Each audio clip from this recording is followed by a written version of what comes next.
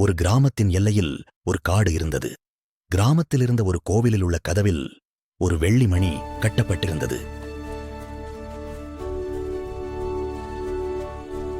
ஒரு நாள் ஒரு திருடன் மணியை திருடிக்கொண்டு காட்டிற்குள் ஓடிவிட்டான்.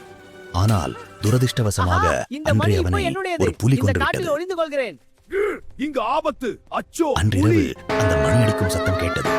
பல பக்கங்களில் இருந்தும் மணி ஓசை கேட்பது போல் அவர்களுக்கு தோன்றியது. கோவிலுக்கு சொந்தமான வெள்ளிமணி காணாமல் போனதில் கிராம மக்கள் மிகவும் வருத்தமடைந்தனர்.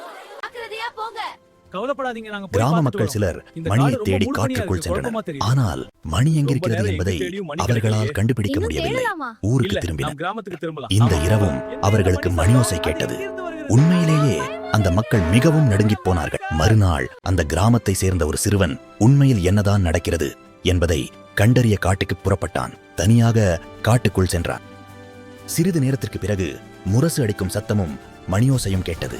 அங்கு ஒரு குரங்கு கூட்டம் ஒரு முரசு, ஒரு மணி, இவற்றை வைத்துக் கொண்டு விளையாடிக் கொண்டிருப்பதை கண்டான். குரங்குதான் மணியை அடித்து ஓசையை எழுப்பியிருக்கிறது. குரங்கு மணியை வைத்து விளையாடியவாறே ஒரு மரத்தில் உட்கார்ந்தது.